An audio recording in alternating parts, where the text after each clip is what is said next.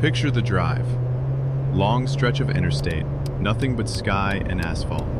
And then this massive lit-up sign pulls your eyes off the road for 2 seconds. Somebody owns that. Somebody built one steel pole, bolted a sign to it, and now just gets paid every month while traffic rolls by underneath. That's the picture in your head. Here's the problem. You don't own a sign. You own a piece of dirt with a fight attached to it, and the sign is just the thing sitting on top of the fight. Here's what's actually going on. The billboard industry isn't a real estate business, and it isn't an advertising business, even though it looks like both. It's a permit business wearing a real estate costume. The steel, the vinyl, the LED panels, none of that is the asset. The asset is a tiny, almost impossible to replicate legal right to put a structure in a specific spot where thousands of eyeballs pass every day. Once you understand that, the whole economics of this business flips. You're not buying signs. You're buying scarcity, and scarcity is the only thing in this business that actually appreciates. That's the reframe you need to hold on to for the next 20 minutes, because everything else in this business, every number, every trap, every scale advantage comes back to that one idea. You think it's about steel and vinyl. It's actually about zoning maps and who got there first. So let's talk about what it actually costs to get into this, because the entry number surprises almost everyone. A single new static billboard, built from scratch on land you lease, runs somewhere between $35,000 and $65,000 once you account for the steel structure, the footing and foundation work, the electrical hookup for illumination, and the permitting fees themselves. Digital boards are a different animal entirely.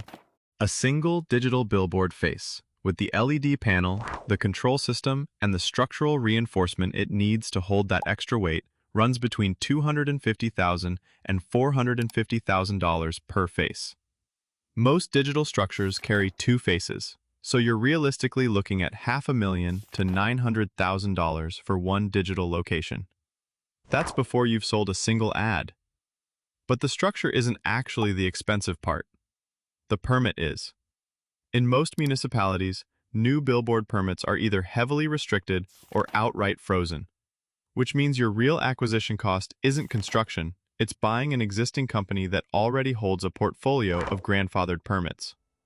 Those portfolios trade at somewhere between 4 and 8 times annual EBITDA, and a modest regional portfolio of 40 to 60 faces will run you anywhere from $3 million to $12 million, depending on market quality and the mix of static versus digital. First-time buyers almost always underestimate the ground lease renegotiation risk buried inside that purchase price. And that's the mistake that kills people at this stage.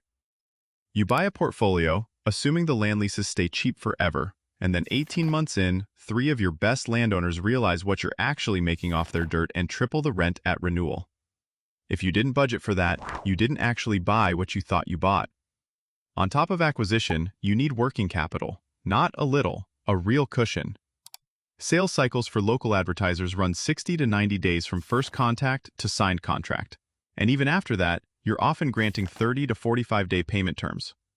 So you need 6 to 9 months of operating expenses sitting in reserve just to survive the ramp period while your sales pipeline fills. People who skip this step and lease with money they don't have yet are the ones who end up selling distressed inventory back to a bigger player 2 years later for a fraction of what they paid. Now here's the part of this business that nobody explains right, and it's the single best illustration of how backwards your instincts are walking in. Picture 2 deals sitting side by side. Deal 1. A single premium interstate billboard face, prime location, high traffic count, leased to a national advertiser for 18 months at $4,500 a month. That's $81,000 of contracted revenue. Feels huge. Feels like the trophy asset. Deal 2. A rotating package of 6 small static faces in a mid-sized town, each leased to a different local business, HVAC company, personal injury lawyer, a used car lot, a dentist, averaging $900 a month per face on rolling annual contracts that auto-renew unless canceled. That's $5,400 a month combined, or $64,800 over the same 18 months. Lower total dollar figure, but walk the actual math with me. The single national contract has one renewal date, one decision maker, and one point of failure. If that advertiser doesn't renew, you go from $4,500 a month to zero overnight, and you're back out prospecting for months. The 6 small-town contracts have 6 separate renewal dates spread across the calendar, 6 separate decision makers, and because they're local businesses that depend on that visibility for their own survival, renewal rates on this kind of local inventory run 75 to 85% versus 55 to 65% for large one-off national placements. The unglamorous bundle isn't just steadier. Over a 3-year hold, it actually produces more total revenue with a third of the churn risk. That's the trade this entire industry is built on. And almost nobody outside it understands that the boring, recurring, local contract beats the flashy national one. Let's follow the money now. Let's take $100 of Billboard advertising revenue and walk it from the advertiser's invoice to your pocket. Because this is where people's assumptions about margin get corrected fast. Out of that $100, roughly $15 goes to the ground lease, the rent you're paying the landowner underneath your structure. Another $8 goes to structure maintenance and depreciation reserve because steel rusts, vinyl fades, and digital panels have a real replacement clock on them. Electricity for illumination and, if it's digital, for the LED panels themselves eats another $6. Sales commission, because almost nobody in this business closes deals without a commissioned sales rep, takes $10 to $12. Installation and changeout labor. The crew that physically swaps vinyl or updates digital creative runs another $4. General admin, insurance, and liability coverage, which is not optional given you've got a large structure standing over a public road, takes roughly $7. Property tax on the structure itself, separate from the land lease, takes another $3 to $5 depending on jurisdiction. Add it up, and you're at roughly $53 to $57 of costs against that $100 unit of revenue. What's left, the actual owner's margin, lands somewhere between 40 and 47 cents on the dollar for a well-run static portfolio. Digital faces run richer, often 55 to 65 cents on the dollar once the structure is paid off, because one digital face can carry 8 to 10 rotating advertisers instead of one static tenant. And that multiplication is where the real profit lives. Now let's talk about how this business quietly dies, because it's not the way people expect. It's not a bad location, and it's not a recession, although both hurt. The real killer in this specific industry is permit fragility. Unlike almost any other real estate adjacent business, your entire asset can legally cease to exist based on a single municipal zoning decision or a change in a state's outdoor advertising control policy. Cities revise their sign ordinances more often than you'd think, and when they do, existing structures are sometimes grandfathered, and sometimes they're not. If a municipality reclassifies a corridor, restricts new digital conversions, or worse, orders a phase-out of non-conforming structures on aesthetic or safety grounds, you can lose a location that took 20 years to acquire, with almost no recourse beyond a lawsuit that costs more than the structure is worth. It's not obvious until it happens because for years nothing changes. The board sits there, generates cash, everything's fine. Then, a new city council gets elected on a beautification platform, and suddenly your best performing face is on a list for removal within 18 months. Operators who diversify across multiple municipalities survive this.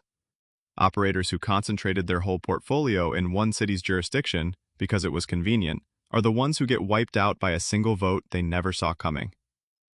Let's look at what separates a poorly run operation from a well-run one at the exact same revenue level, because the spread is enormous.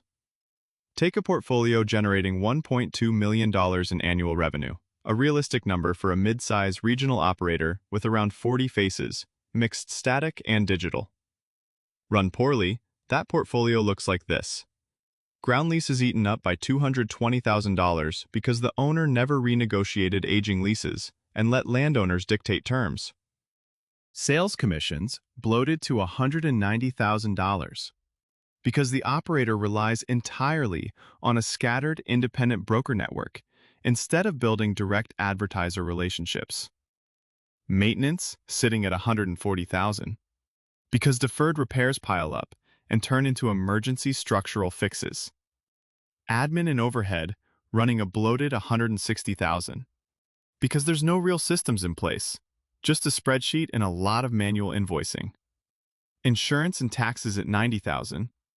Total costs land around $800,000, leaving $400,000 of profit on $1.2 million in revenue. A 33% margin. Not terrible, but not good either. Now run that same $1.2 million through a well-managed operation. Ground leases renegotiated and locked at $180,000 through proactive relationship management with landowners. Sales handled through a mix of 2 in-house reps and digital self-serve booking for smaller local advertisers, bringing commission costs down to $130,000. Preventive maintenance on a fixed schedule instead of emergency fixes. Holding that line to $95,000. Admin streamlined through actual property management software, cutting overhead to $95,000.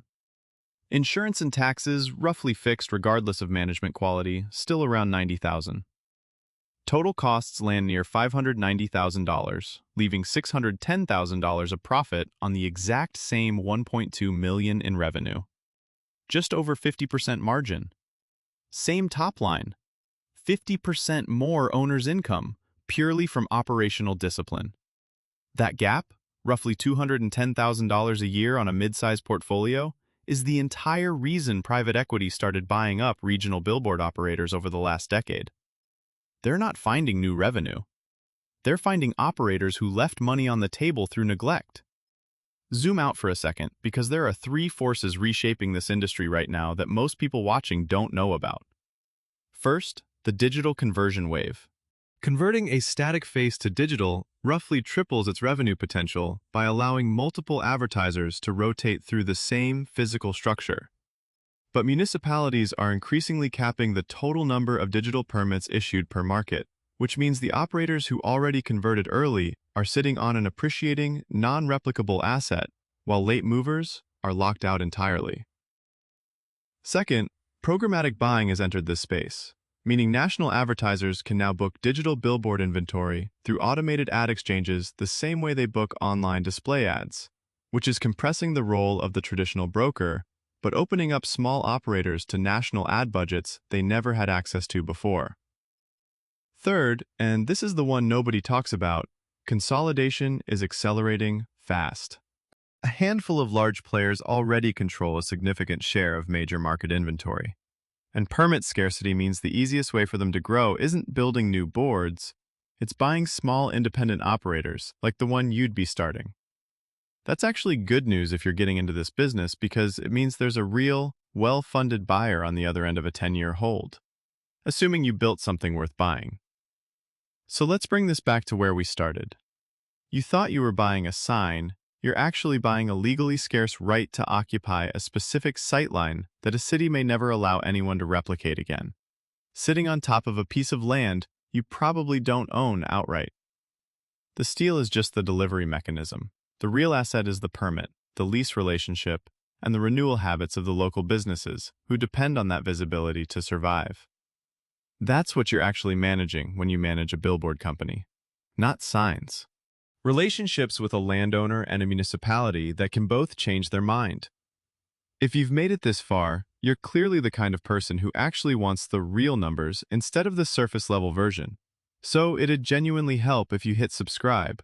There's a lot more of this coming. Is it a good business to get into? It depends on 3 things. Whether you can acquire a portfolio in a market with genuinely frozen permitting, because that scarcity is the entire moat. Whether you have the working capital to survive a slow ramp without panic selling inventory below its value. And whether you're willing to run it like an actual operating business, chasing lease renegotiations and maintenance schedules instead of treating it like a passive landlord play. Because the difference between those 2 approaches is the difference between a 33% margin and a 50% one on the exact same revenue.